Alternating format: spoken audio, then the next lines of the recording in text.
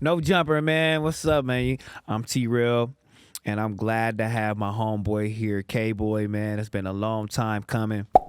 Man, I've been knowing this young man for a very, very long time. We've been through it all, man. I done seen him go through it all. And right now, I'm glad to have him sitting here. And I want y'all to get real familiar with this nigga right now. What it do, cuz? Happening, bro. What's the deal? You good? Yeah, I'm good. Yeah. Yeah, I'm glad to see you sitting here, you feel me, doing your thing, you feel me, looking like, a whole bunch of positive ass energy. Yeah, I'm glad to be right here on this no jumper couch. It's been a long time coming.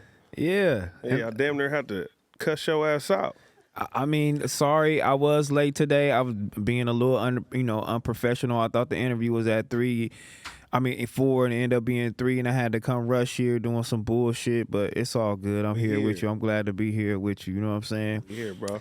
Come here, and, I was just inquiring about your fit, and I was just wondering, you're real comfortable with everything. So where'd you get that hat from? Did you go to the swap meet, or did you go to Liz? You like, I man, went to Liz, yeah. You went to Liz. Give me that one. Yeah, I'm a hat kind of so I wear them all. I wear them all. I wear them all. Yeah, I mean, I fuck with you. I fuck with you, man. Let me start playing with you though, man. He's Get into my boy, joking, man. Guys. Yeah, I'm just joking. But look, man. Yeah, man. I want to really get into this shit, man. Because you was one of the niggas that was there before all this West Coast shit really took off as far as your generation, because you was there with the Schoolboy Q's. Yeah. You was there with the Kendricks, the J-Rocks, Absols. I remember you back there rapping G Malones. I remember you in these magazines. I remember you doing all of this shit. You feel me? Taking these steps to do this shit on the West Coast. You know what I'm saying? But something there went wrong. You feel me? And I just want you to let me know where in that mix, you feel me, you feel like you fell off. I feel like, honestly, I was doing my thing, right? But I don't think I necessarily fell off. I feel like that I was very inconsistent. And before I was inconsistent, I did get shot up. So when everybody started flourishing, was 2010? Yeah. That's when I got hit up. So I was watching everybody from the sideline. That's when Nip got big. That's when G got cracking more. J-Rock started cracking more. Dot wasn't even cracking it. You know what I mean? It was them. They was like the forefront. Bishop was still around and everything. But when I got shot, it kind of took a drain on me. And when it took a drain on me, I just started being very, very inconsistent, where I drop something here and then won't rap for 2 or 3 years after that. I remember talking to AD. He was like, bro, I didn't even think you rap no more. I thought you was just a businessman. I thought you was managing people. Or just gangbanging. I mean, yeah. Because that's what I'm thinking. I'm like, okay, he just full-time this crip. I'm like, okay, you feel me? Nah, man, but I was trying to find myself again, because I was amongst the elites in the West Coast. And, yeah, man, it just wasn't happening for me that time. But I believe in timing, though. Right now, I feel like it's cracking. So how did you get shot up? Man, it's not even no Superman story, man. I was living in the 30s, the Harlems. It's the borderline, the 30s and the Brims. And I was parked in front of my apartment. Was waiting on my guy Ace that I was in a groove with. We was about to get our first paid show. We was happy. I'm waiting on him. He was a little late, like how you was today. And nigga pulled up on me. Nigga told me what's bragging. I told him what's cracking. He asked me where I was from. I told him. I couldn't even finish my sentence before he let the whole clip out. Fortunately, I only got hit 4 times. The doctors say 5, but I say 4 because I don't believe in the Grays bullet. But 4 times, bro, and I'm here to talk about it. 4 times, and he asked you what was bracking. Yeah.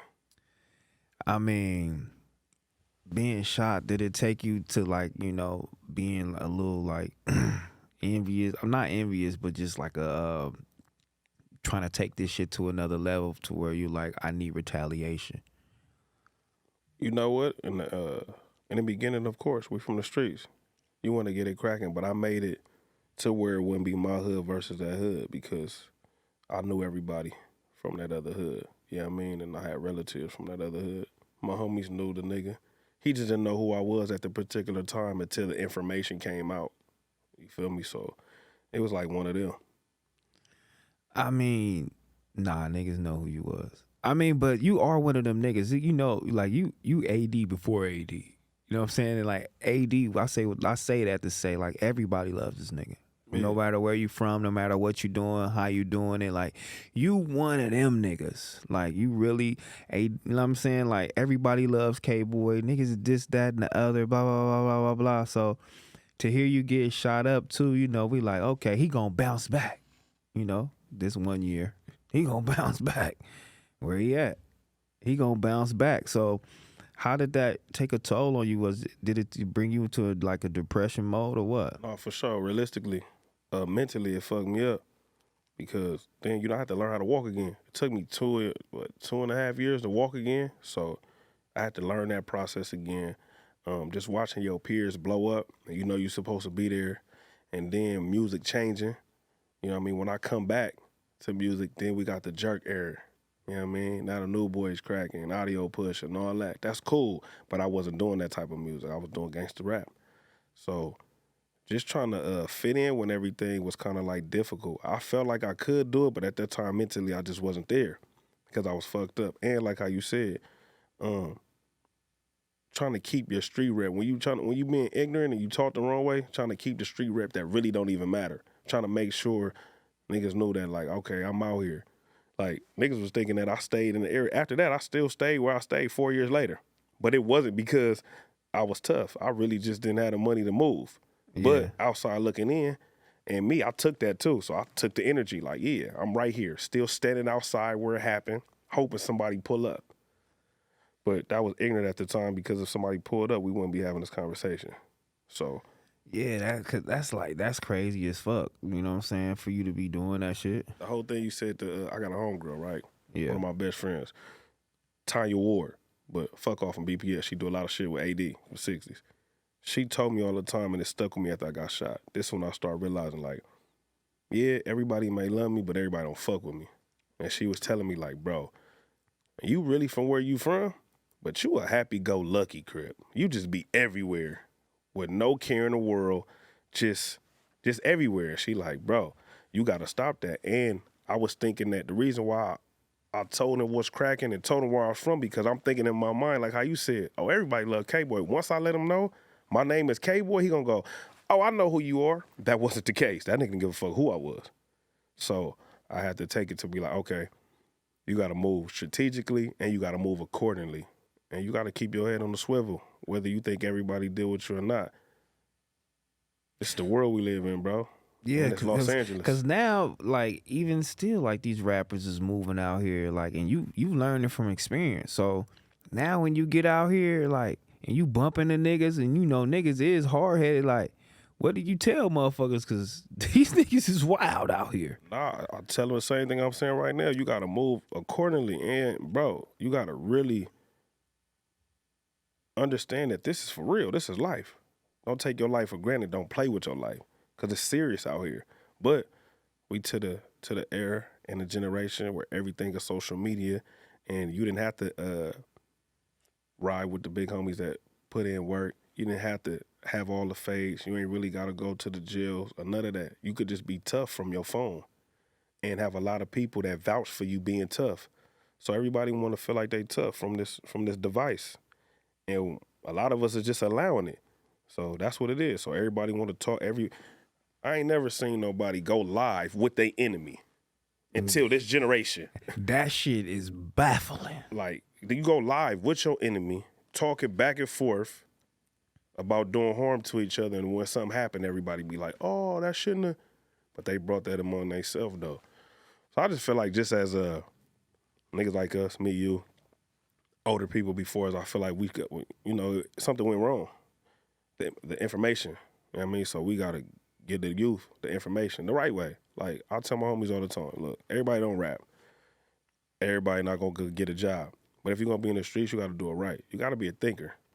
You got to think with anything that you do because with every action, it's a reaction. So always remember that. So make sure you think before you do something. You know, gaining all of this knowledge, learning along the way. How do you actually feel about cripping? Do we is it a thing that we should glorify still, or do you tell the younger generation, fuck this shit? It's so crazy, right? My manager outside right now, Pooh. We talk about this all the time. We debate about it. We argue about it. We agree about it. We disagree about it. Cribbing and blood. So cribbing, since I'm on that side of the fence, a lot of people think when we rap that we glorify it. Like Nip had this problem when he was alive. We had these conversations many a times. We're not glorifying anything, bro. We just really telling you our story. We really telling you the pros and the cons about what goes on the street. Sometimes it seems like we glorifying it because we're repping our area and our section. So of course we happy where we from. We pride for where we from. That's our tribe. But realistically, yeah, man, this shit fucked up. When you think about it, it really is fucked up. Like, it's like, I know it's cliche to say, but it's really just death in jail. That's it. You don't got no 401k. You don't got no dental plan. You ain't got no insurance. And 9 times out of 10, we got to do a car wash or a catfish fry to bury the person. So you niggas ain't financial literate. You niggas like that financial literate. You know, Yeah, literacy. for sure. You'll know to have fucking life insurance. You feel me? Like niggas got wills. Niggas, you know what I'm saying? Niggas, you know, mutual funds. Niggas, you know, your parents should know about this type of shit. You know, and we don't grow up with this shit. You feel me? So we don't teach. We only do what we taught. And if we wasn't taught it, we not gonna do it. So we only do what we taught. And shit, man, this shit is crazy. Like, yeah, I tell them like, I tell them the young nigga all the time, like, before you enter this, like, really think about it, because it really ain't worth it. It's really not. This shit is crazy out here. And are you really ready for this? Because when it happens, what you gonna do about it? And 9 times out of 10 in hoods, you got like thousands of members, but it only be like 15 killers. That's a crazy percentage rate. So everybody else is hustlers, pretty boys.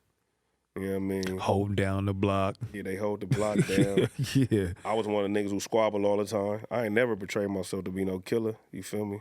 Yeah. If it come to that, yeah. But other than that, you know, I'm a squabble you.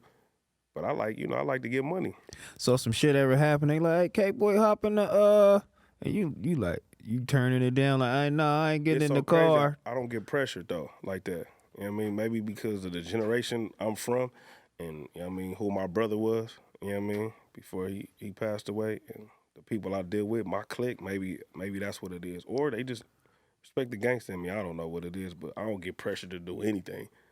You know what I mean? Let's go back, you know what I'm saying? You said motherfuckers always ask you the same question, but I'm finna ask you. And because we know we redoing this whole thing, you know what I'm saying? Kboy is coming back out here, and this is a whole new audience. These motherfuckers is young, so they got to learn about you and seeing what's going on. So take me back to the young, rowdy, you know what I'm saying, crazy Kboy. Oh, I would say that was the Blue Division days. Yeah. You know what I mean? Well, I got cussed out by pulling glasses every other day. You feel me? Yeah. Where, I mean, it was one time, right? Who gonna laugh? Because he got a gang of stories with me. He just trying to, shape me into the man that I need to be, right? So introduce yourself. So he taught me this, so I'm gonna teach people watching this. Just because you gang man, you don't gotta introduce yourself as your gang name and where you from. You could just be like, hey, my name Kboy, bro. What's up? How you doing? So, But then when did you learn that? I'm telling you right now. Because I didn't learn that for a long ass time. I'm telling you right now. We was in damn, I wish he'd tell me. We was somewhere, maybe somewhere in the South. And we was at the Ozone Awards. This nigga Pooh came up to me. He was so hot. He said, I'm gonna count every time that you introduce yourself as Kboy from 4 Games the Crib. I'm gonna count it every time. I'm just gonna give you a look. I'm like, bro, I don't even be tripping. He be like, oh, yes, you do. I think by that trip was over with. I probably was like in the 30s. How many times I told niggas where I was from. And guess what? They didn't even care. They don't even know. They don't know what the fuck's going They on. don't know what I'm talking about because we're in a whole nother state. They really don't care. And they like, all right, cool. But me at that time, being so young, I thought that's what we had to do. I started to introduce myself. And no, that's not the way. And I think a lot of the things, too, that stop a nigga from getting the bag is being introduced a certain way. So I get mad at people now. Do not introduce me as that. Introduce me as Kboy. Either I'm doing some business stuff or this is your friend Kboy that's real dope in rap. Don't even let them know about the streets. So they're going to find it out anyway. But don't just give it to them on the initial when you introduce yourself to somebody. Don't. The initial introduction, don't do that, bro, because it make people go, yeah. The homegirl did that, like, hey, this my nigga Kboy. He one of the realest niggas out here. If you need something, he got it. He one of the famous Crips. And I'm just looking at her like, really? This person just look. This person. I mean, that's what your ass was doing. Nigga, like, fuck it, we just gonna keep on doing it. And that's what Pooh tell me. He's like, that's the perception of you. That's what you wanted when you was young. Now you got it. Yeah. Now I don't want it no more. It's over with though. Yeah. Now you gotta live with it, but you can change it around. You can just change the narrative. Yeah, change the narrative a little bit. You know what? I always wanted to know what happened to this Blue Division shit. You know what I'm saying? And what happened to you and G Malone? Cause you know it was tight, but it's almost like you niggas is the same motherfucker. And you know I know how G is, I know how you is, but what initially happened with the Blue Division thing? It really wasn't nothing like that. As people think that everybody mad. So G didn't try to squabble with you? Nah, he didn't try to squabble, but we get mad at each other all the time. I probably try to squabble with him. Yeah, I probably try to squabble with him. A fade was asked for somewhere in this mix. I know it, so let me know. I probably try to squabble with him, but that's just me being the little bro that just didn't give a fuck and wanted to have my way. And when I didn't get my way, I threw a temper tantrum. But me dissing myself, look, man, I'm true to the soil. I'm the only person that got Blue Division tatted on him. You know what I mean? It's on my arm. I got Division tatted on me. I'm the only one that really was, you know what I mean, putting it down. I got Division tatted on me. I got the set tatted on me. So, but when I got older, like I said, when I got a little older, and after I got shot, I just felt like it started being new people. And like I said, you start looking at people like, man, why you bringing them over here? Where they come from? Why they getting all the attention? So what I did was I just dissed myself. I told him, like, look, bro, I just want to do my own thing. He was like, for sure, do your own thing. So by you doing your own thing, I start my own crew, start my own movement. It was like We On at that time. Because you remember, me and Booby used to always say, we on, I'm on. So I started some shit called We On Music Group. All my homies from high school that did music, we was popping, made it to the radio. And I felt like, dang, I should have been doing this. But that's just me just thinking ignorant, thinking that he wasn't trying to help and all that. But he was. But at that time, nobody knew the business like how they know the business now. He was still learning himself, and he had to be the rapper himself.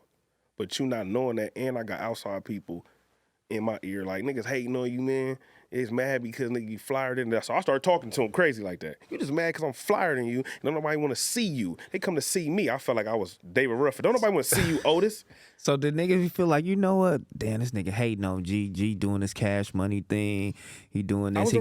He doing all of this, but this nigga Kboy starting to hate like he got a little bit, you know, a little bit more juice. I never hate. I don't got a hating bone in my body. But feeling some type of way, because I'm a Virgo, nigga. I let nigga know I'm an emotional thug. nigga blamed it on the sign, y'all. But feeling some type of way, yeah, I felt some type of way because I just felt like I wasn't getting or receiving the help that I thought I should at the moment. But when you go back and you look at it and you get older and be like, man, he couldn't even help himself at that time. So it's nothing. I still talk to his crazy ass to this day. His brother is my manager. So it ain't no love lost at all. We still tight. It's just, I think we had one of the biggest movements, and we talk about it all the time, that, damn, we could have been the biggest shit out here. We could have been mentioned with the top dogs and all that, as far as a label and a crew. We could have. No, for real, because we had it popping for No, you had it popping for real. You was out here. Y'all was moving around. You feel me? And y'all was doing y'all thing. You feel me? Like, even take me back to your first, like, you know, project, which y'all was doing, like to, you know, have all of that, you know, put together. You know what I'm saying? Let me know about that. Yeah, so the first project, I came in as a group. A lot of people don't know that, but I was from this group called the Block Boys.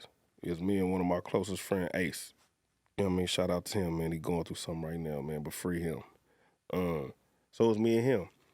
And a lot of people think we was the greatest balance. Like, he was a dope balance for me, because like I said, when I was young, I wasn't thinking about I wanted to be the dopest rapper. I wanted to live in the history books of hip-hop and all that. I was ignorant. I wanted to be the biggest Crip rapper. That's where my mind frame was. I was ignorant at the time. I'm like, I want to be bigger than Snoop. That's it. Like, I'm bigger than Snoop, cuz everybody gonna fuck with me in the world. But Ace was my balance. He was different. He was from the streets, but he didn't gangbang. So when we did music together, it was a hell of a balance. Because if not, you was going to get strictly Crip rap. And people get tired of that at some point. So when we started off, it was cool. We was doing our thing. Then something happened to him personally where he had to go be a man and go be a father, and he moved. Once he moved, I was kind of like by myself. So I had to fend for myself, and I put on my first mixtape by myself, Jacket for Beats, 2009. That's what really got me cracking. Julio G did it, and DJ Ill Will.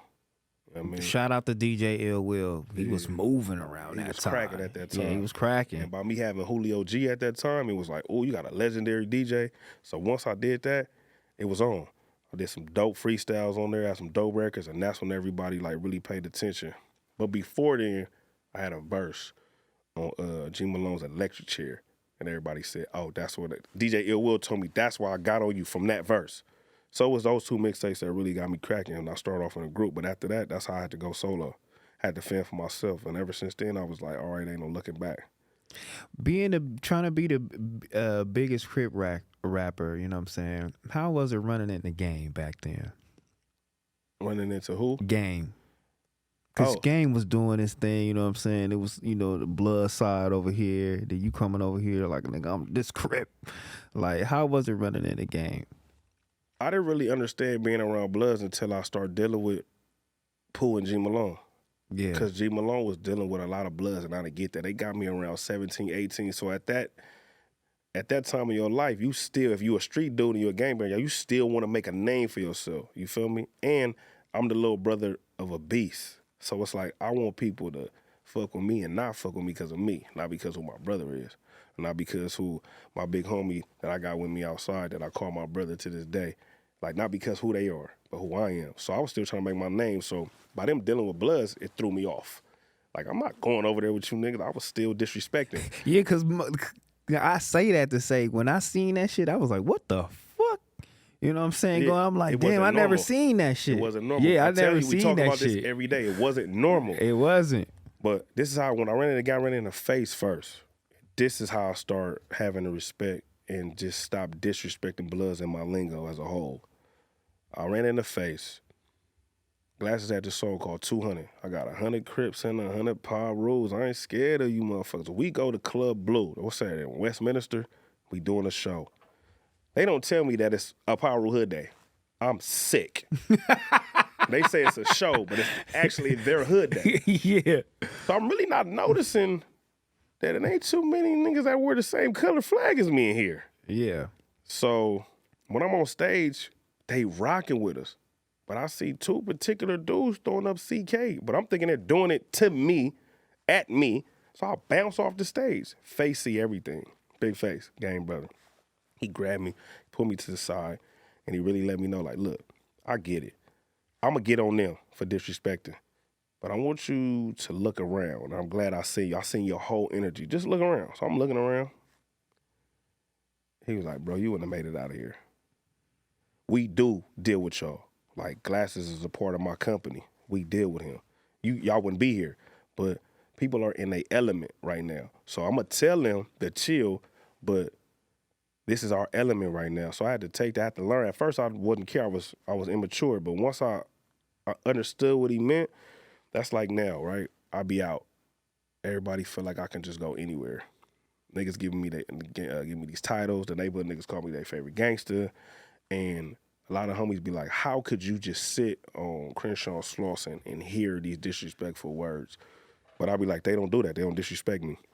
Yeah, take me through that. They don't do it at all. They don't disrespect me at all, right? So that's cool. I love that they respect it. But say they do. Am I supposed to get mad and squabble everybody in their hood and they're in their environment? That's their environment. So this is how you do that. You just don't go. You be smart, you just don't go. If you don't want to hear or see these blood niggas do certain things that they do all day 24/7, then why would you be over there? Same thing. If I know the neighborhood's going to disrespect and say a certain word, why would I be over there? And vice versa. If you know that you come to my section and we say disrespectful stuff, why would you be over there? First off, we are going to respect you because I'm somebody from where I'm from. And if I bring somebody to the neighborhood and I tell them who they are, they're going to respect it. But, homies, it's hard to hold your tongue if that's all you know. So all these slip-ups and then a nigga gonna get tired of saying, my bad, to a nigga they looking like, what are you even doing over here anyway? So I just started making my visits very short to certain areas. But I got off subject. Back to Game. This is a funny story. So before I don't even meet Game yet. So I wish Ace was here. Ace is like, bro, you burnt out. So Game used to ball at this thing called the Epic, right? It's like close by USC and all that. So he go to the bathroom. I gotta go to the bathroom. We like in the stalls next to each other. So me just want to be tough and wanted to show my rep. I look, he big. I'm like, what's up, kid?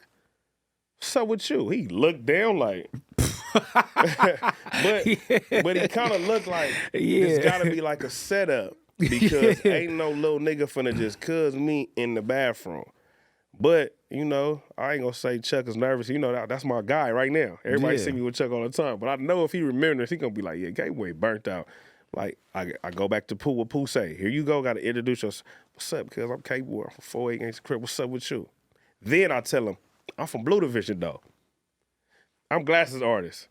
So it's just like, I really just wanted to let you know where I'm from anyway. I really wanted to let you know why I rock with Glasses. Yeah. And you know what I mean? I'm trying to do a song with you. I'm from Blue Division, it's Black Wall Blue Division. You probably don't know who I am, but you see me a lot. But this is who I am. When I should have just did that. Anyway, you feel me? But that was funny. I know if he see them like, man, this little nigga burnt out. But after that, I just started really just dealing with all the power rules, the Compton power rules. And this is going back to when you asked like how gang banging is, like the shit kind of like it's fucked up. And it's like, it's just weird because I go back and forth with Pooh. We talk about why niggas should just leave it alone or try to give dude some good insight on things. Because I had to go to the Ozone where I was talking about. Glass was like, get there, I'll get you back. I couldn't ask nobody that I know. I couldn't ask nobody with the same color as me. The VNG sent me out there. Feel me? I got some close friends for VNG. They had the money, they sent me out there. Power Rules always showed me love in Compton, helping nigga out with his music. So that's when I was like, this shit is like, what was we taught? Like, what was the information that I was getting? Like, it's really not that bad. These dudes really like, hey, we fuck with you. You whore. Yeah. Why you not there? Man, I ain't got, you know what I mean? I ain't got to change. Man, don't even trip. We gonna send you. And we don't want nothing back. And they not even you ain't never heard them stories. They ain't even saying that. I'm saying that because I got to let them know that I appreciate it. I fuck with you. You feel me? So let me take you back because you said, and I'm going to take it back to where you say you got shot up. You know what I'm saying? It was fucking with you. Was, you know what I'm saying? You was dealing with that. But your brother also died. You feel me? Like, yeah. You know what I'm saying? Explain that, man, and what happened. You feel me? I don't know what happened. All I know is he died in the hood. I don't know what happened, honestly. I don't know what happened. I know that day, though, it wasn't a good day for nobody. I was actually going through it in the household with my girl, always getting caught up doing some BS with a female. So I was in my emotional state. So I got a call that, you know, my brother always getting into it, you know, but he listened to me and he listened to my big bro that's outside. Only two people that could really calm him down. You know what I mean? I don't know what he was doing, what happened, but something happened, something transpired. And that night, I got another call, like, you better get to the hood because your brother got hit. So when I go, I felt some type of way. Wasn't nobody out there, but the homies actually was somewhere else dealing with another death. So I'm thinking like, shit, I made it, he gonna make it. And he way bigger than me. And I got hit with a 4.5. So I'm like, and at that time, you knew me then, I was frail at that time. I was real skinny. Went to the hospital, he didn't make it. So, you know, I tell moms and all that. That was a painful situation. So you think that was a nigga coming through? I don't know what happened. Enemy probably type of shit? Probably so. I really can't speak on it. Honestly, I can't. I would love to, but I can't. Because I don't know. Because he just always into something. You feel me? He was a Crip. For real. That was his life. After that, how did you deal with that? Did that even more with the rap shit? Was you just gave up? Like, you know what, man? Fuck this shit. You know what? I ain't never told nobody this, but everybody that's watching gonna hear this. I was in a suicidal state. It's my everyday. Everybody know how I feel about my big brother. It's my everyday. You feel me? Even when he go to the pen and all, I still talk to him every day, get on my nerves and all that. I feel like I was the little big brother because everybody called me when he do some crazy stuff because I'm the only one that can calm him down. I'm the thinker. I got to think for both of us. I'm both of the brains. He's pinky, I'm the fucking brain. So I was in a suicidal state, bro, because I'm like, this is my left-hand man. What am I going to do without my brother? You feel me? So it took a toll. I ain't even going to lie. I had resentment from the hood. I stayed away for like a month. Then in my head, I'm like, I'm going back. Ain't nobody, man. I'm from the set for real. But it's still fucked up when I go over there because it ain't the same. Why you have resentment? Do you feel like niggas knew something you didn't know? It's because it happened over there. So I was mad because it happened. And you know, anybody you close to from your hood, if it happened in the hood, you mad. Like, how did niggas let this happen? Or how did it happen here? You think most of the time nigga gonna happen if you know that you doing some weird shit or you outside and nobody got no blower. Because that happens 9 times out of 10. Everybody outside. Everybody hitting up the cars and nobody got no pistol. But, you know what I mean? I was just mad. I'm mad, bro. My brother did. I'm mad at everybody. Nigga, myself, because I feel like I could have stopped him. He should have stayed at home with me. That's why I was suicidal. I was mad at that. Mad at my hood. Mad at, nigga, his pops, which is my step pops, he passed away. 2 weeks later, we had a double funeral. I was mad at him because he was supposed to send my brother somewhere. I was just mad at everybody. You know what I mean? I was mad at my girl, and I'm the one who got caught cheating. I'm mad at her for being mad at me. You feel me? So I was just mad at everybody, bro. During those suicidal thoughts, like what kind of like thoughts were you having, you know, as far as like hurting yourself? Yeah, you know, you just start thinking that everything, I just start blaming myself. I think that's where, you know, I'm glad we speaking about this because mental health is for real. Like, check on your peoples. Like, a phone call is easy. You feel me? When I said I'm going back and forth so they can really get the picture because I got a whole story, but like when I just talked about my homie Ace that I was in a group with, he going through mental health. Before he went in, he lost his mind. So that's why I tell everybody to say a prayer for him. But I blame myself because, you know how you just wave stuff off. I should have talked to him more. You feel me? He was probably going through something, but I wasn't trying to hear it because you always be like, oh, the homie crazy, man. I don't got time for that. When they was really trying to tell you something. So I was going through that where nobody wanted to hear me. It's cool. They think I'm just being a weirdo. And I'm just like, fuck it. Maybe I'm better off with my brother. So, you know what I mean? But I got kids. So when I thought about that, I feel like suicide is the most selfish act ever. When I started thinking about it, like, damn. So I'm going to knock myself down. My kid's not going to have a father because I took my own life because I was just in some crazy-ass emotional state. So, you know, I got my shit together. I bounced back. You know what I mean? Started going back to the set, talking to my big bro outside. Just started trying to just figure out things about just life, period. Like, what I'm going to do now? Like, productive. What I'm going to do now, productive. How can I really change shit? All right. How can we change shit for shit like that to not happen again so often? But did the set help you cope? Cause you know some niggas, I ain't gonna lie, gangbanging don't know how to help you cope with shit. No, because they like, can't you know cope what I'm with saying? stuff So themselves. what are we going back to the set to actually do? Get a breath of fresh air, nigga, or like what is it? Like where does it bring you back to? So where you like, you know what? I ain't going. Because this is where he at. Yeah. So where my brother at every day. Like I told you, that's him. That's his life. You know what I mean? A couple of his last messages is like, he told me that I'm going to die in the set. It happened. Oh, you a cold nigga. Last messages. I still got them. I'm going to die in the set. And it happened. So I feel like, you know, some spiritual shit, this is where he at. Nigga, if it's a spiritual world and the spirit is around, that nigga's on the block right now. So that's where I'm going to go. And I got niggas that love me over there that really, really do genuinely love me. And that's one that's outside right now. So I went back for stuff like that. And I thank Cuz too because he know that he can't replace my brother in the sense of being blood. But yeah, he picked it up. And you know what I mean? That's my nigga. So wherever I go, he go. And I feel like my brother with him too. So you feel me? So, but I got back cracking. I didn't want to rap no more though. Yeah, because I was about to say, how did what you know what I'm saying gave you the motivation to start doing what you do? Because I very recently I just seen you being Kboy again. You know what I'm saying? To me, I ain't gonna lie. Like I don't talk to you every day. We don't text every day and all the whole little shit. But when I see Kboy on my timeline, when I see you, you know, on the Insta story or whatever the case may be, it's refreshing. So I see my nigga, I'm like, my nigga back at it. He doing this thing. He doing what I've, you know what I'm saying, I know him to do. He be moving around, letting niggas know what's up, who he is. He always got something going. He always around, motherfucker. You know what I'm saying? So what gave you that motivation to just get back out there and start being you again? Man, I ain't gonna lie. Them two niggas that's outside right now, Pooh start believing, because everybody knows managed by Jazzy D, right?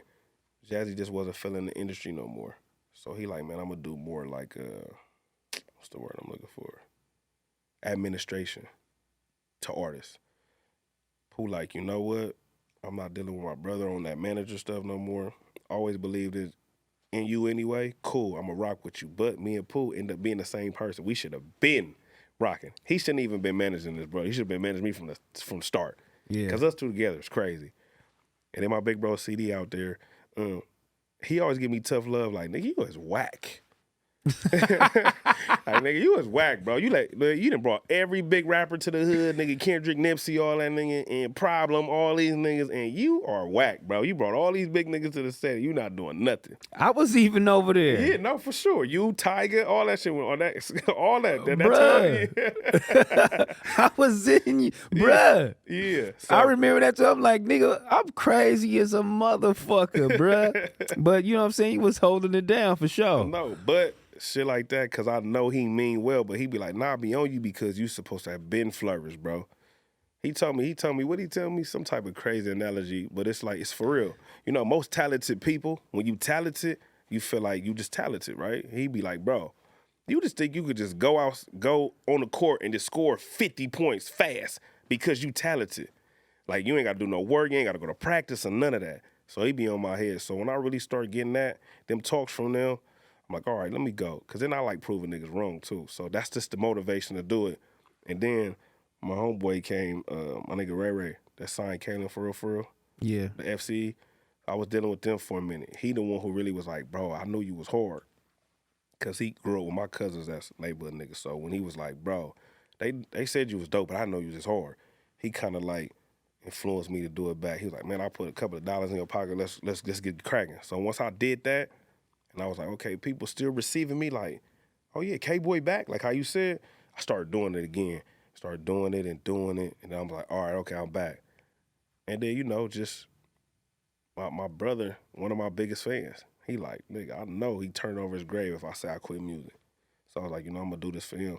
And then losing my granny, she was a big supporter too. So I gotta do it for them. I have to. I know that shit sound cliche that people want to do it for their dead folks, but when you know that them people were big supporters of what you doing, what you trying to accomplish, you gotta do it, because just giving up, it's just like, it's pointless. Give me a story of Kendrick coming to the set. Because you really was bringing everybody over there. Why was we over there? I have no fucking idea, but we was over there with Kboy. Because Cuz said come through, and that's what we was doing. Nah, when y'all came, I think y'all came like a couple of times. But the main time y'all came, Tyga was shooting that video. What was the video where he was going to everybody's section? Yeah, he was. I forgot the name of that song. And we hit you. We like, yeah, we gonna go over there. Well, I hit you. I'm like, Yeah. oh, we gonna go to Kboy shit, nigga. Yeah. I know we can go over there, blah, blah, blah. I don't remember the name of it, but I know one of the scenes he was on a roof somewhere, rapping. Yeah. So when he came to my liquor store on 48th and Central at Webb's Liquor Store. So that was cool. We came over there. I think Doc came with J-Rock before. At that time, you wanted to be big and letting people know you really from where you from. Mm-hmm. And you could come over there and ain't nobody gonna trip because I'm me. Mm-hmm. I was doing it like that. Brought Nip over there.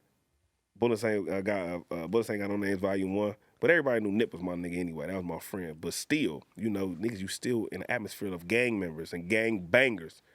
But it was cool though. You right. I was bringing everybody to the set. And my hood is really monumental. Like, people don't even know that. So that's what I be like to break it down in interviews too. Like, I'm really from the low bottom east side of section where black people came first when they came to Los Angeles. Black people was there first on Central Avenue. Before there was Leimert Park and the Crenshaw District and Watts was popping, it was the low bottom east side right there on Central Avenue. We had the first Black Panthers on 41st and Central. Yeah, I mean, we still got the Dunbar Hotel. Now it's the Dunbar Apartments. They changed the name a little bit, but everything is still right there. Billie Holiday and all these type of people played right there. Who lied and told you that shit? Nah, nigga. I do my research, man. That nigga like, no, I will give my Sesame History, bitch. We gonna do it up. Nah. You gotta know where you from and what you represent. It ain't just all gangbanging over there. That's like a real powerful piece of like history for black people, period. And if you don't believe me, go on YouTube, watch 41st and Central. It's gonna break everything down about the Black Panthers being right there on 41st and Central. With Nip being your nigga and all of this shit happening to him, well, the shit that happened to him, like, how did you deal with that shit? Because Nip wasn't my nigga or none of that shit. I ran into him a few times. I fucked with him. Real genuine nigga. Yeah, just real cool, real genuine nigga. But that shit hurt my heart. It fucked with me bad. Cause I was like, if this nigga can get hit in his own section, doing this shit for his community, opening stores, all the shit, you know what I'm saying? I don't know what the whole little what it entailed or what happened to the nigga or whatever he said, whatever to the nigga. I don't know, but me, I feel like shit. Being who you is, you get to say shit like that. You know what I'm saying? You doing a lot, like you has a lot of respect, and you should have that much respect not to do cuz like that. But that shit really hurt me, even though I know he is for where he from. Like, so how did that shit make you feel, cuz? That shit fucked the nigga up first because he my friend, right? And then like how you said, damn, this nigga actually died where he really started gangbanging at. Where he really sold socks and T-shirts and his mixtape at, where he said, I'm gonna own this motherfucker, and really owned it before his demise. It fucked me up to lose your life right there like that. And, you know what I mean, in cold blood. And like how you said, he was another nigga that everybody, even though he was from 6-0, everybody respected and loved Nip. And you seen that when he did die. They went through y'all shit, 6-0s hanging out and all that. If niggas wanted to, niggas could have did what they did, but everybody respected that man that was in that coffin, so they allowed him to go through everybody's section, and they gave it up for him because he was just a genuine dude, man. He was different. He was about his people, and it wasn't just the Crenshaw district. It wasn't just the 6. He was about us. He was about his people for real, and these are the conversations me and him used to have, and we was like, damn, we both from the part of the city where we got a lot of black history. So yeah, we gonna rep where we from. Cool. That's what I'm telling people about music. It's not glorifying it. We just letting you know what's happening over here. We just reporters from our section, and we letting you know what's happening. We gonna let you know the good times, the bad times, what's dope about it, what's not dope about it, why we love it and hate it at the same time. It's a love and hate relationship with the section. You know that. You love your section, but you be like, man, niggas be on some bullshit because everybody not doing what we doing. You feel me? And they don't understand what we doing. But yeah, it hurt a nigga heart, bro, because it's like, damn, he really could have put that store anywhere else. Melrose, Rodeo, where everything out, what's that, the Fairfax dish, wherever all the shit is at. But he was like, nah, I'm going to put it right here. I asked him that too, like, why you put it right here? And I'm confused. Like, you put that right here? Yeah, because I'm never going. I love you to death, though, but I told the nigga, like, I'm not going over there to go, boy, I don't give a fuck what's going on. But you know what's so crazy, how you say that, and he was like me, where if you would have came, yeah, it'd have been straight. You'd have been super straight. And man, it's a lot of stories that I can't give them everything, but since you never went over there, people don't understand that I'm the reason why Nipsey and Joe Moses, know each other.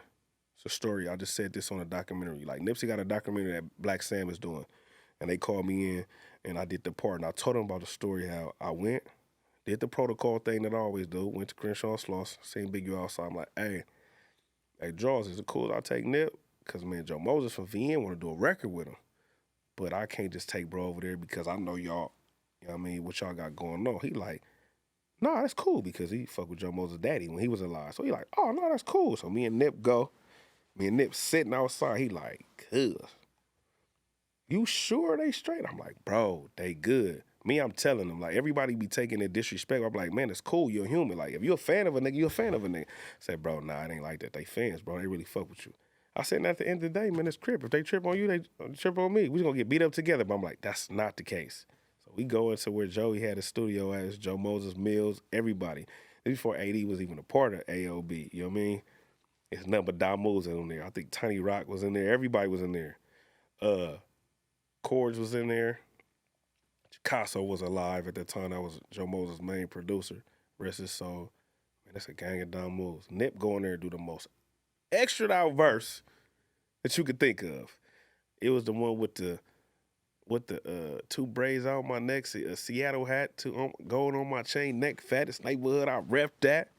I'm looking like, oh, we about to get jumped. That shit banged, though. Nigga. Yeah. He come out the booth, it's like the awkward silence where you can hear a pin drop. And then they go, oh, Bloods, that shit was hard. They giving him his props and everything. He's shaking his hand. I'm looking at him like, yeah, nigga, I told you, man. Niggas fuck with you. Boom. We laugh all the way back to his section and all that. Ever since then, them niggas been straight. You know what I mean? Just off the respect with me. It was like a little situation. These all Nipsey's things since we on Nip. Me, G Malone, J-Rock. We on our east side shit. We just in Hollywood, just on some east side shit. I don't even know what we doing. I just think we just Hollywood hopping, club to club. Nip there. This is the time where J-Rock had that, I did Crip nigga, J-Rock did Blood nigga, to the hood nigga beat. But J-Rock's was blowing up more than mine. I don't know why the Bloods was cracking more than I was. You feel me? Yeah. So he had numbers. So we going, Nip is doing something at that time. But it's cracking where he at. I see Nip, AD at the door, Lil AD at the door, from 6-0, he at the door. So I just think at that particular time, bro, I know Nip not here to defend himself, so I'm talking for him. I think at that particular time, he just didn't know how to tell J-Rock, like, hey, you good, but this is a crib function. It ain't just the 60s in here. It's like a whole neighborhood function in there. I don't know what day it was, but they was in Hollywood, and they was deep. When we looked in there, but you know me, I'm like, it's cracking in there. Nip like, yeah, come on, G Malone. But he didn't, it was kind of like the awkward, like, y'all good, but Cud can't really come in here like that. So J-Rock felt some type of way. And he had vouched for this, because me and J-Rock still cool today. I know he had vouched for this story. J-Rock was not feeling Nip at that time. I'm like, nah, bro, it's cool. Q wanted to do a record with him. J-Rock wasn't feeling that. Like, nah, it's TDE, we not doing none of that. So I'm like, bro, I'm going to iron it out. J-Rock go to New York, Nip go to New York. Boom, I call Nip. He like, nigga, I'm out here. I said, cool. J-Rock out there too. Y'all need to really chop it up, bro, because it's really a misunderstanding, man. Before you know it, Nip like, oh, I done already talked to him. I'm like, oh, it's good. J-Rock hit me. They conversate. Before you know it, Nip is doing his verse of All My Life, the song that J-Rock had with Lil Wayne. So they doing it. They do their stuff. And that's why I go back to Q and all that is like, Q really wanted to do something, they didn't get to do it, but I'm the reason why Nip showed up. I surprised him at Power 106 and tapped him on his back, and they shook hands. People don't know that's big for the city. If the record would have got done, it would have been huge. I mean, yeah, it was just all about being comfortable, and we didn't know, like you said, like that shit wasn't normal. Like, nah, like, cause I remember that record Tyga had with YG and Nipsey. And YG was in the set, you know what I'm saying? Everybody was going crazy. Even YG, like, older homies, like, damn, bro, I would have never been over here, nigga. I was like, yeah, straight, you feel me? All my homies out, whatever the case may be.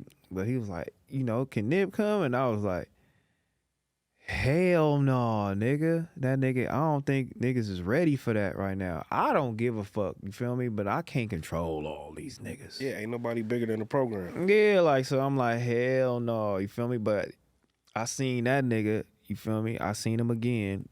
Tyga wanted to go to his show. He wanted to bring him out or whatever the case may be. And I'm like, bruh, like, I'm going to go with you, but I ain't got all my homies with me. Well, he's like, no, it's going to be good. It's good. It's some shit at the Roski. I'm like, well, maybe Cud rapper, it's all good. He ain't going to have everybody there. You know what I'm saying? He on this interest shit. I walk in the back door. I walked in that motherfucker like, he was like, you straight, Cud? I'm going to tell you right now. He bring me in the dressing room like, this is the homie, you know what I'm saying? He from Move, blah, blah, blah. And niggas, everybody looked at me like, and he just walked out that motherfucker. I was like, nigga. But they all walked out when it was time for him to go, and he was like, they was all like, yeah, you straight, cuz. You in here. You he had good. You straight. respect. Yeah, He had yeah, they respect. fucked with it. I'm like, That's how we met. Yeah, this is No, crazy. that's how we met. It's a club called the Mixed Nuts. First of all, me and him should have been at the Mixed Nuts anyway. First of all, you shouldn't even been at that motherfucker. That is crazy. It's on 10th and Washington. Yeah, that is Benny wild. Stones. Yeah. We rapping for a showcase, whatever we was doing. We should have been there right there anyway. But we did it, boom. Introduced ourselves. He wasn't Nipsey. Thundercat. What's up, kid? Thundercat. Okay, boy, 4 gangster. Boom, boom, boom. Cool. The next introduction, this is how we got real tight. I'm at the VIP music on Slauson and Crenshaw. Cause I'm just feeling like everybody know me. Forget just knowing him. I know some killers over here already. I done went to school with him and all that. So I'm over there, but I'm talking to Marlon, which is Chords, dope producer. He was working there at the time. I look up, I don't see Nip yet. I see a gang niggas walking by. Marlon go, "Oh, Kboy, you good, bro? You wanna go to the back?" Us being men, testosterone, and don't wanna look like no I'm bitch. gonna stand down. I'm like, nah, I'm straight. He double back, boom. Then I see tall. I see the braid hair. His hair was never combed back then like that. Yeah. Wow. Look back, boom. He look at me. He come in. He like, I know you, huh, bro? But before he can finish it, everybody like, what's up? Where you from? What's up, kid? Where you from? I'm like, ooh. I tell him. We already here now. I tell him where I'm from. He go, 6-0. Bro, straight. You was rapping at the shit too with me. I'm like, yeah, bro. He like, bro, yeah. He like, but still like, what you doing? Still right here. I'm like, bro, I came to chop it up with Marlon. Marlon knew him too. He like, okay, it makes sense. Doing music. Now he straight. Everybody started introducing me, they names and all that. That's cool. I forgot who the fuck they was because it was just too many of them. After that, he like, man, come to the shop. That's where, because you know they been had that over there. It was Sloss and Tees. I was looking like, huh? I'm already bad enough from over here where the Ralphs is at. You want to go over there? By Club Shells? Right. Woo. But I ended up going.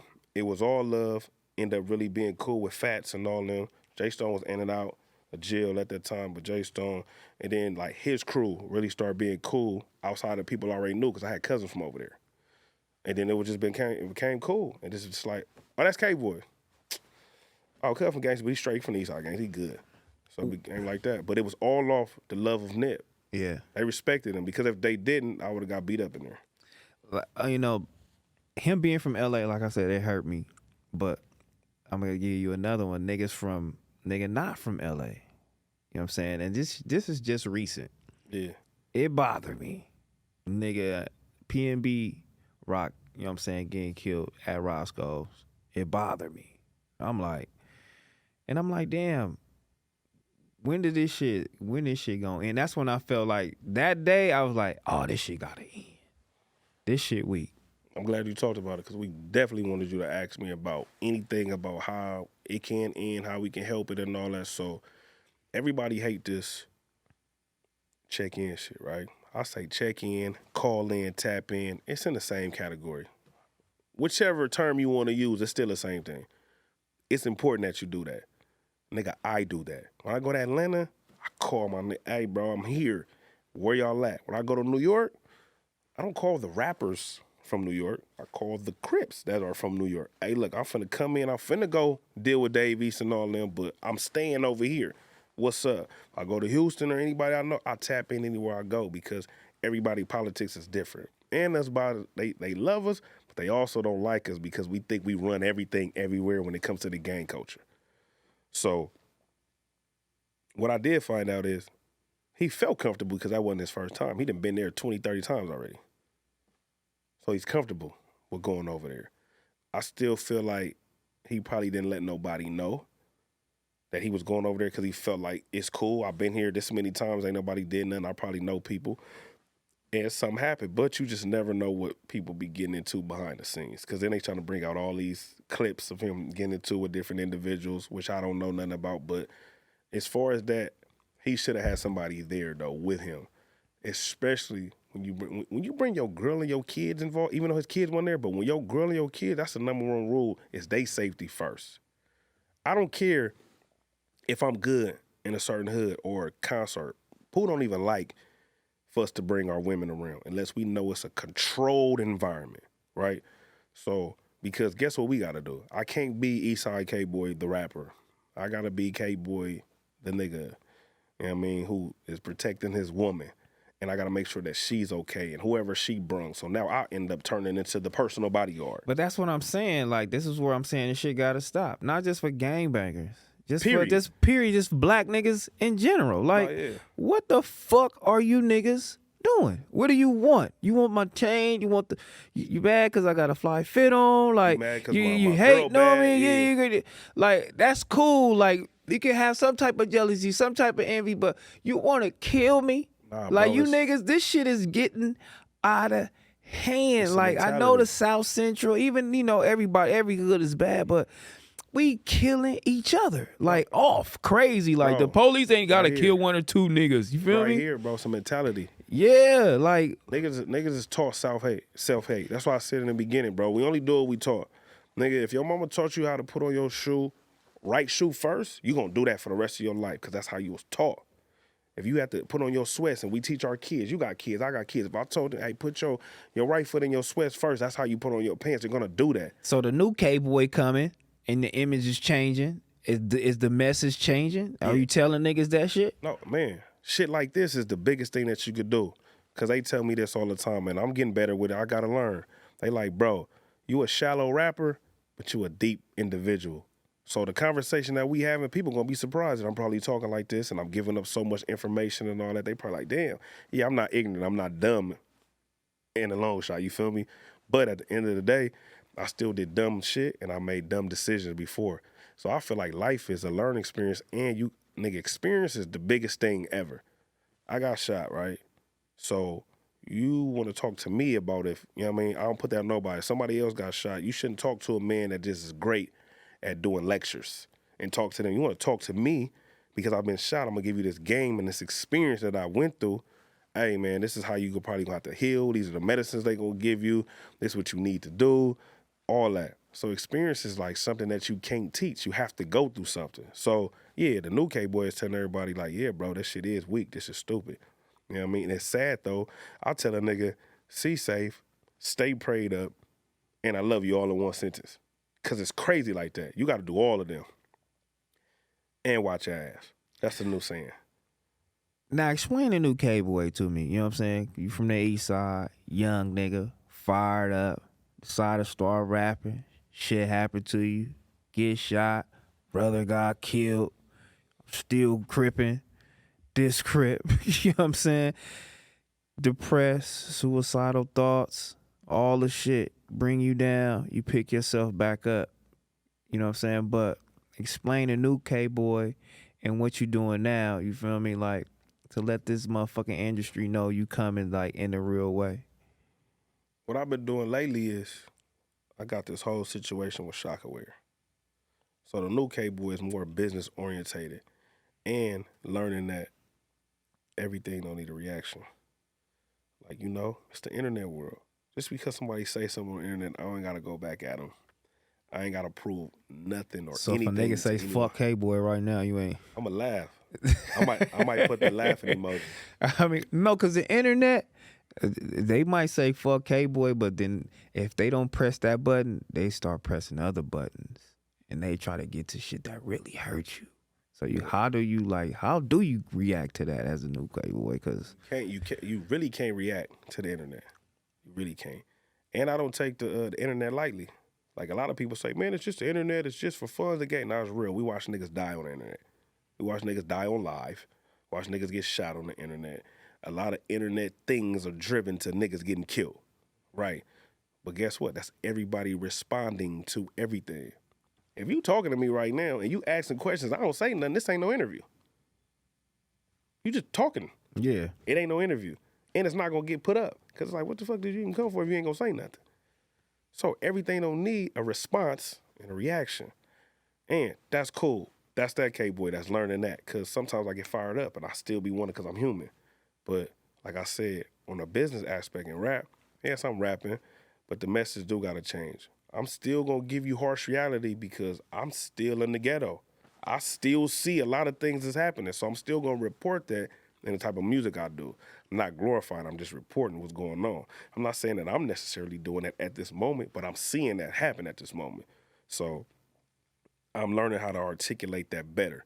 And like I said, learning how to be more in depth musically instead of just being this type of person. When you see me and had this conversation, we had this dialogue, then it's like, damn, bro, you really think like that? But damn, when I heard this record, you made me think that you was out here, nigga, knocking all your ops down. It's not like that. I'm just telling you from experience of what's been going on. So the business Kboy, which I got back to the Shaka, where they believe in this black man. I went to Shaka, bro, for a billboard and T-shirts. That's what I went for. That ended up turning into me being the creative director for Shaka Wear. That means anything urban or creativity I have input in, and urban goes through me. You cannot have a meeting with these owners without coming through Kboy. And even when we sit down at the round table, they always say, we're going to talk to Kboy and we'll get back to you. That makes me feel great. That they trust me, they trust my opinion, they trust my thought process and everything. We got a lot going on over there. So it was just a warehouse. I came over there, I had a vision. My vision is being put into fruition right now at Shaka. So I'm about to do a podcast over there. We about to have a basketball court. I got the white wall where I started some new platform for rappers. So if y'all need another platform to come on, it's called the Shaka Style, where you come up, you do your freestyles like everybody else do. Push your single that you pushing right now. I'll get you on the show. You know what I mean? So I started that. They built me an office over there, bro. What are you doing? What are you doing as far as music right now? In music, let me stop you because I seen you on niggas bringing you out on a couple, you know what I'm saying, stages, doing your thing, crip walking, you know what I'm saying? Yeah. I mean, I still got my walks. I'm like, my nigga crip walking on stage again. Yeah, this is a happy time out here. You I feel still me? got my walks, but musically, I'm in a good space, man. I got 3 offers right now. I probably had like 1.5 when I was young. I got 3 offers right now, and they not no little boy offers, but we still got to make the right decisions. So, you know, me and Pooh been going back and forth with some good people, man, to see how we gonna put this music out. But I really just been doing a lot of music, bro, to just so when I'm ready to let this motherfucker come out, they gonna be like, damn.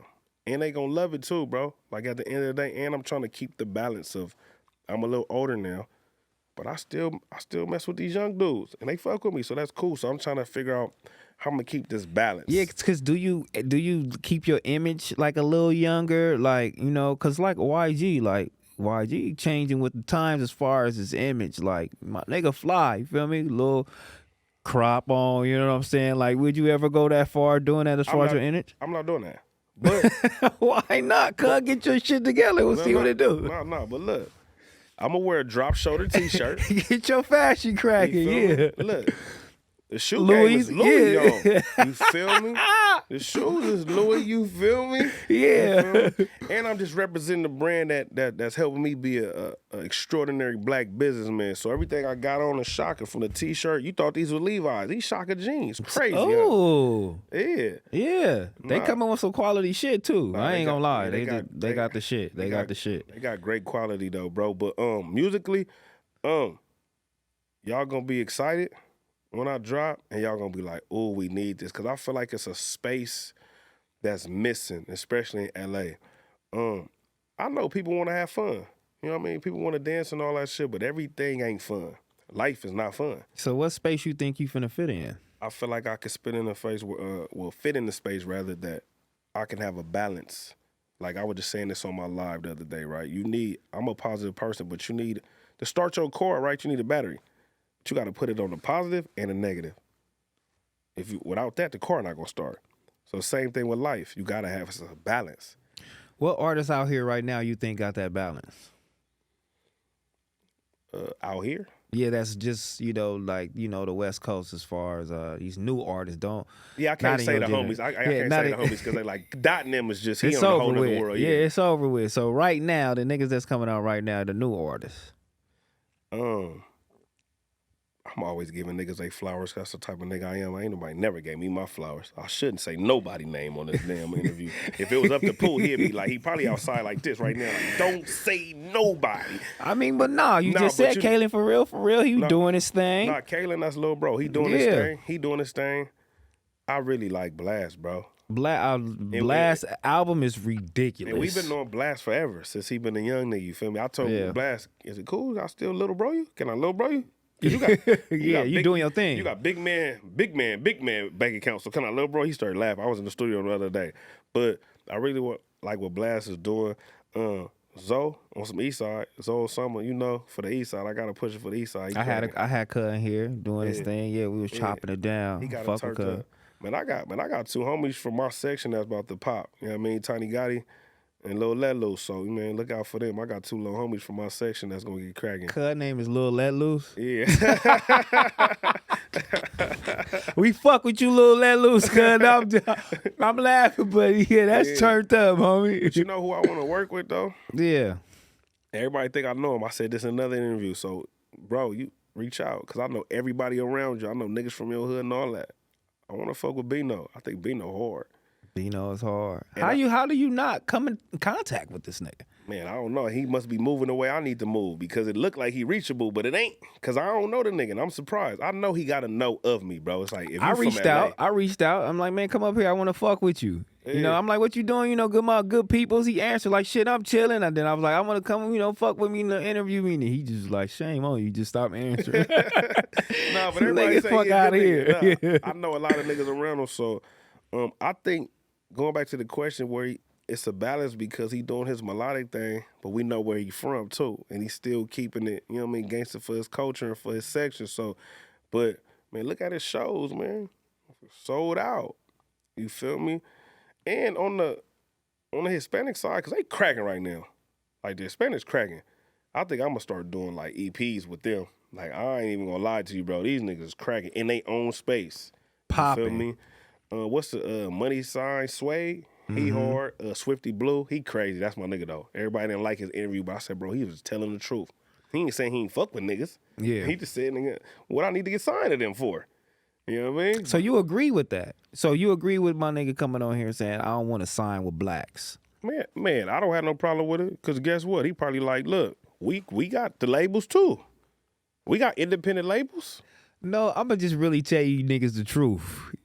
You black niggas, you niggas don't know what the fuck y'all doing half of the time. You know what I'm saying? So he probably like, fuck that. Yeah, like, nigga, what the fuck? I ain't fucking with you niggas, man. Guess what, though? Guess what they do have that we always be lacking? Structure. Yeah. And niggas know that. And I ain't never even been to the pen, but my homies tell me, brother used to tell me all the time. You gotta go to the pen, go to the county. Yeah, you can see it right there. Like, what the fuck? Structure, right? Yeah. So even with this, you could tell they move with structure.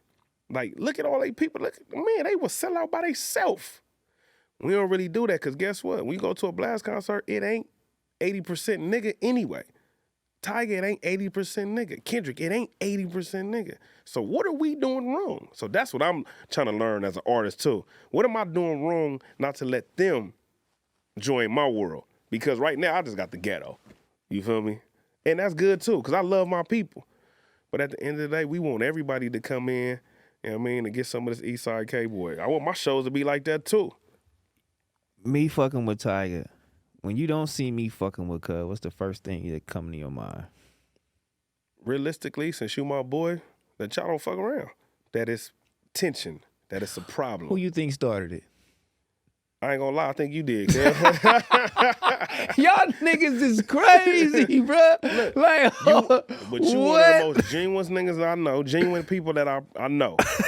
Come on. You cool as a motherfucking fan. I told you changed the whole dynamic of the energy when you came in. Yeah. Me and all my folks, we talking about serial killing movies that we been watching, Jeffrey Dahmer stuff. Yeah. You came in and had everybody cracking up. So your energy is great.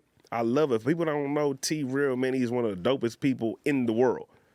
But, yeah, nigga, you probably was like, nigga, kid, what's up with you, Groove? You ain't trying to, man. What's happening with you? Man, what you mean? had that perception of us, man. We cool, man. That's crazy because that be the perception of me, and I'd be like, I'm the coolest nigga in the room. You see how I changed that up, though? I'm sober. So when I'm in the club, everybody think I'm tripping because I'm sober. Because I ain't everybody popping shit and I'm like this. Because I'm like, oh, y'all don't see it's 17 niggas that just walked in and whatever we throwing up, they don't like it.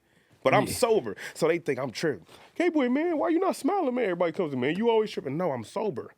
That's all that is. So the perception, I'm just wild. And I'm really the coolest nigga in the room, though. You one of the coolest niggas in the room.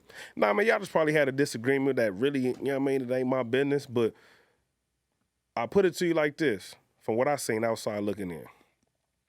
Ghetto ass nigga from where you from. Got an opportunity to travel the world. You don't rap at all. You made the best out of your situation. You started businesses. You got the shit cracking with your wifey. Y'all became an item where niggas is like, goals. Y'all couple goals. Beautiful children. Big ass house. You feel me? All that. But I'm not saying that you didn't do it yourself, but I know by dealing with him, it got you the access to do what you had to do. Because before that, only access we had was the block. There was nothing. I didn't even go to San Diego, bitch. I was done for the night. No, you feel me? So yeah. I feel like that you just, you seized the moment.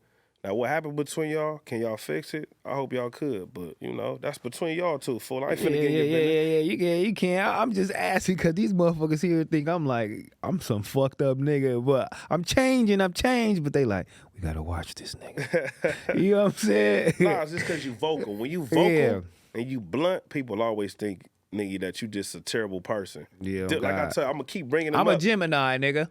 Yeah, you're a Virgo. Yeah, I'm a Gemini. You feel me? Yeah, it's gone. But, as far as the music, man, have you ever stepped into the studio and be like, you trying to use your relationships for a verse, this motherfucker, he a little bigger, he bigger now, you been knowing him, and the motherfucker tell you no? They don't tell me no. I don't know why they don't tell me no. But sometimes it ain't have. Usually I can get a verse from anybody. Yeah. I remember back in the day, niggas was like, man, this nigga Kboy can get a verse from Jay-Z right now. They'd be like, you just put the wrong people on the songs. They like, this nigga put Jay-Z on the song with Salsa Walk. Just because you can. Yeah. But they haven't told me no, but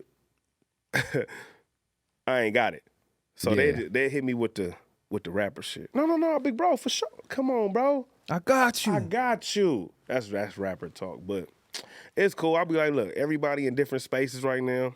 You got to remember, like, T-Rell know this. Where the cameras at? T-Rell know this. Whatever camera you looking at, they hitting you. Before all y'all favorite rappers, it was me. It was Kboy. I was popping before all these niggas. But I know it's not what you did, it's what you doing. But just remember that. So when they in a different space right now, they probably looking at me like, oh, this nigga need us now. Yeah. Yeah, nigga. This ain't 2009 no more, nigga. Mark ass. Yeah. Yeah. I got that nigga now, yeah. But a lot of people just say, a lot of people just use me for my street influence, man, and you know what I mean, and so they can maneuver. But, it's a new day. You think you can adapt, though, to what's going on right now? Because it's streaming. You know what I'm saying? You got to hop on the, got to hop on the internet. You got to do your thing. You feel me? No, we learning. I have no choice but to adapt. I have no choice but to evolve. But we're learning, though, because we still hand in hand. Now, I still want to give niggas a CDs. You feel me? But we know it's streaming. You know what I mean? So we just make them collector items, you know what I mean? Because that's where we come from, out the trunk. And pulling up to every swap meet and all that, because I feel like it's more valuable. I think these niggas got it easy. Just like how we go back, I relate music in the streets the same, right? The generation after me, I feel like they got it easy. The generation before me feel like my generation got it easy in the streets. Like, y'all done got it easy. Man, we wasn't even wearing red or none of that, and then got slapped for all that, right? Musically, same thing. Like, bro, you ain't never had 500,000 people go to the store to buy your record. You ain't never had 1 million, you ain't never had 10,000 people. Imagine that. That's what I'm saying. And I feel like if we took it back to that, they said, man, fuck streaming. We finna put CDs back in cars, CDs in there. I bet you everybody that's streaming well now ain't even gonna get that love. It's easy to just go on there and just, first of all, what a stream is what 10 seconds or so? I might not even like it, but I just gave you a stream. I actually have to like it and love it to go purchase it. So I'm not going to the store on some maybe I might like it. Hopefully I'ma like this CD or this tape. Nah, you actually loved it or liked it. So that's why you about to go spend your hard-earned money for that. Do you feel like you can kind of pick up where you left off? I mean, because I know it's hard as a motherfucker, and right now, you in that you know what I'm saying, you in that circle of like you go OG motherfucker. You know what I'm saying? And then a motherfucker called me Unc the other day. I got hot. I'm like, bitch, I ain't no Unc. But I'm like, but I'm looking, I'm like, damn, I am old. Hey, Huh? one of my boys did text me like, "What's up, Unc?" I'm like, nigga, I'm like, this what? ain't my real nephew. What you mean, Unc? I'm not trying to be an Unc right now. I'm not ready. You know what I'm saying? Don't put the Unc on me cool right with the now. big bro. I'm cool with the big bro. Yeah, like big bro me or whatever the case may be. But you know how you think you gonna get in there, man? It's not easy. When I say it's not easy, because I done started over from the beginning so many times. But I feel like I'm in a great space right now. I just told my people, like, look, bro, we gonna tap into our audience. We gonna make them core listeners, core fans, and we gonna deal with that.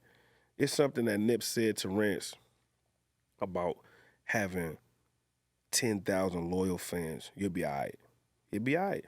10,000 loyal fans, you could probably make over $1 million a year, bro. If you got 10,000 loyal fans. How do you determine if you got 10,000 loyal fans? You're going to know, because if you put out something, you're going to see the mark. The numbers don't lie.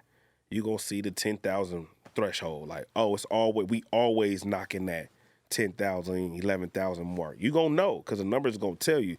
So if you know that, okay, I got 10,000 loyal fans, they going to do whatever I say, which as far as buy merch, come get this product, support whatever I'm doing, come out to this show, you gonna be all right. You know, back then we of course we want to be global. We want the masses to fuck with us, but we such in a digital space that look what the dude, what's his name, Russell. Look at him from the Bay. Look what he doing. He got a core fan base where he do shows in his backyard of his mama house. That's crazy. And they come. Yeah, it's probably just 300 people, but guess what? I don't know how much the ticket is to get in there. They buying merch, they buying a piece of vinyl, and they paying for the experience. He ain't did no sold out, packed out shows with 10,000 people. He is becoming some type of dope, young, innovative person from the Bay Area where it's like, damn, now I want to try to do something similar, because he done already did the backyard. Now, what can I do where I can invite like 200 people that I know that I can get those 200 people to come deal with me? What's your plan? Yeah, I don't know yet. I honestly don't know. You ain't figured it out yet. Not yet, and I'm going to be honest. But it's getting there, though, bro. It's really getting there, though. And I just think that me using my partners at Shaka is going to be beneficial for me because of the merch type of stuff, because of the clothing. Like, I'm going to get into a space where, you know, they granted me where they said, bro, if you come up with an idea with a cut of something, we rocking with it. Yeah. So that's dope. And I feel like that put me ahead of the game when it comes to being on the business aspect, because music is easy. I can really out-rap all these niggas out here. So, Pooh, if the music don't work, we just gonna blame Pooh. We blaming you, cuz you out there.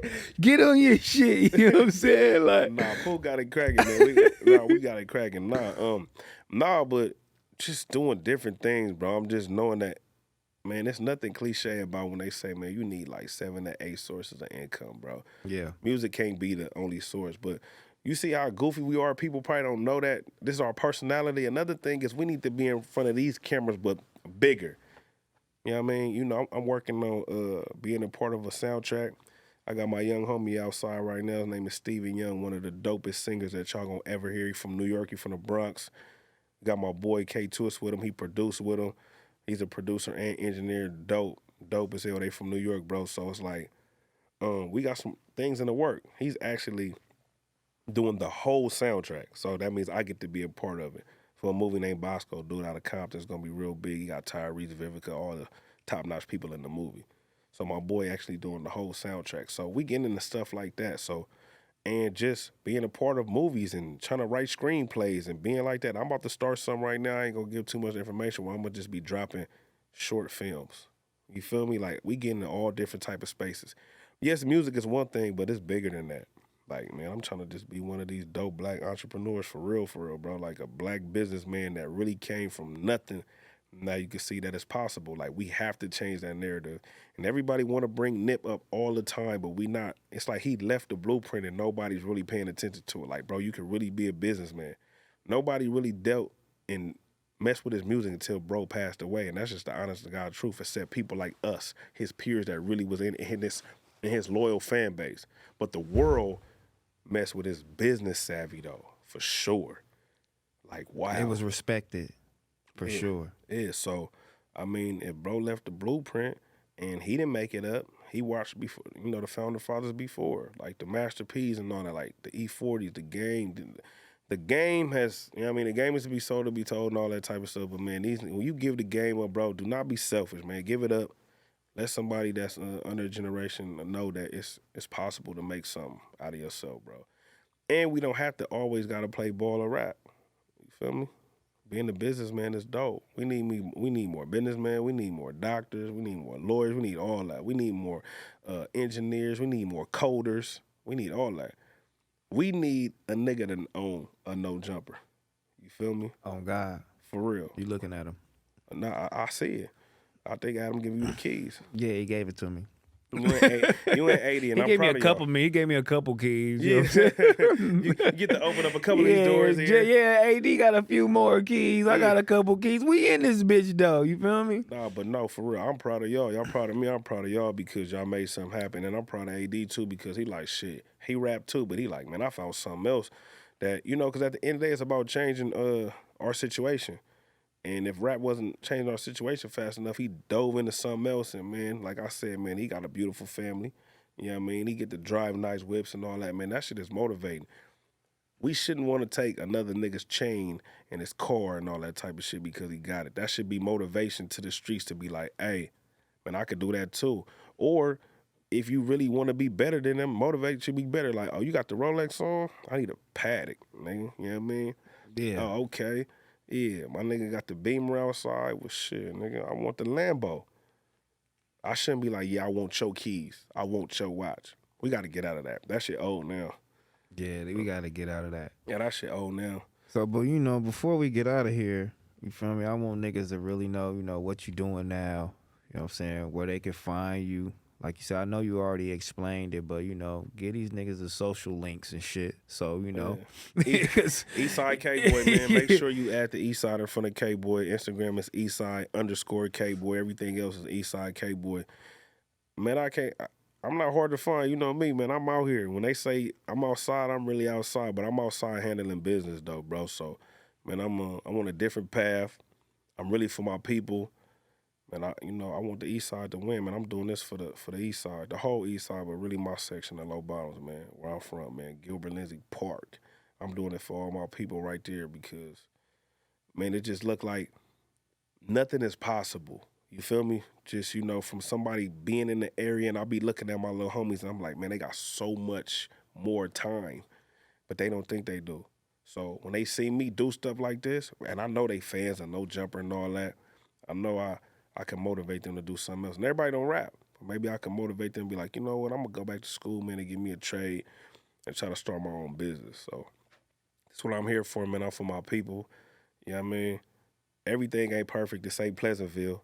You know what I mean? This is the world. So I don't think shit ain't going to ever stop, but I feel like we can yellow light this motherfucker and slow it down. Yeah. I mean, I'm here to try to help slow it down, bro, because there's too many niggas losing their lives for no reason. You know what I mean? So, you know, I usually when motherfucker come on here, I have a couple messy questions, but I ain't gonna get at you like that. But I am gonna. No, it's cool though. You ain't gotta. I'm saying, you ever beat up any rappers? Man, I ain't gonna tell you who want me to do it. You lying like a motherfucker if you tell me right now you beat up a nigga right now, cuz. I would have said you could just go back then. No, back when? Who you beat up, cuz? Who you beat up? No.